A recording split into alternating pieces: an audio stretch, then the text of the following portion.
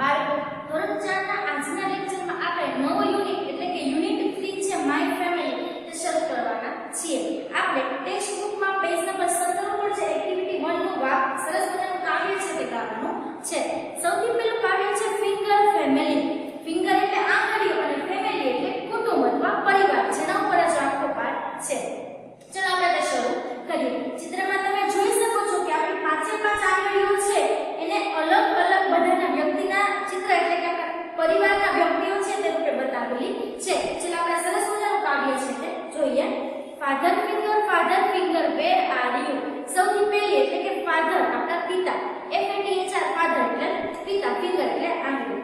એમ પૂછે છે કે father finger where are you, તમે ક્યાં છો? તો જે મેઈન આંગળી આપણો અંગૂઠો છે એ શું કહે છે? Here I M just behind you. હું અહીં છું, તમારી પાછળ જ છું, એટલે કે પરિવારના સૌથી પહેલા જ છે. એના પછી છે mother finger where are you. Mother એટલે માતા, પહેલા પિતાની વાત કરી પછી માતાની, કે મધર ફિંગર તમે ક્યાં છો?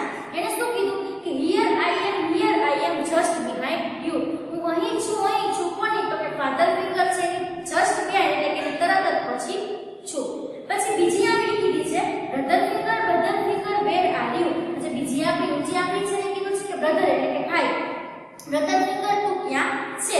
તો એને કીધું છે કે હિયર આઈ એમ હું અહીં જ છું જસ્ટ બિહાઇન્ડ યુ, એટલે કે જે પહેલી આંગળી છે ને તરત જ પછીની આંગળીમાં છે.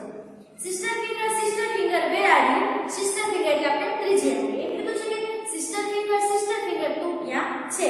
Here I M just behind you. તો કે મધર પહેલા ફાધર, મધર, બ્રધર એટલે પછીની આંગળી છે સિસ્ટર ફિંગર છે. પછી સૌથી પછી એટલે કે છેલ્લી આંગળીને કીધું છે baby finger where are you. નાનકડું બેબી, એને કીધું છે કે બેબી ફિંગર તું ક્યાં છે? તો કે here I M just behind you. એટલે કે બધી આંગળીઓ સાથે સાથે આવે છે. આ father finger, mother finger, brother finger, sister finger ને બેબી ફિંગર. આ છે આપણા કુટુંબના નામ. હું જ્યારે તમને પ્રશ્ન પૂછું કે બાળકો તમારા પરિવારમાં, તમારા કુટુંબમાં કોણ કોણ છે? તો તમે કહેશો દાદા દાદી, મમ્મી પપ્પા, કાકા કાકી, ભાઈ બહેન, માસા માસી. એ બધા પરિવારના સભ્યો મળીને કુટુંબ બનાવે છે. આજે આપણે કુટુંબના જેટલા સભ્યોના સ્પેલિંગ છે તે જોવાના છે. ચલો આપણે સ્પેલિંગ શરૂ કરીએ. સૌથી પહેલા છે મધર. મધરનો સ્પેલિંગ થશે MOTHER. મધર એટલે માતા. એના પછી છે ફાધર. FATHER. ફાધર એટલે પિતા. એના પછી છે ડોટર. DAUGHTER. ડોટર એટલે દીકરી. એના પછી છે સન. SON.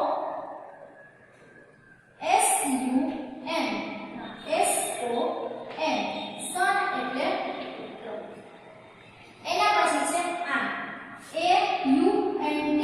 આન્ટ એટલે કાકી, મામી, માસી અથવા ફોઈ.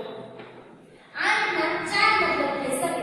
કાકી, મામી, માસી અથવા ફોઈ એને અંગ્રેજીમાં આન્ટ તરીકે બોલાવી શકે. પછી છે અંકલ. UNCLE. અંકલ એટલે કાકા, મામા, માસા અને બુઆ.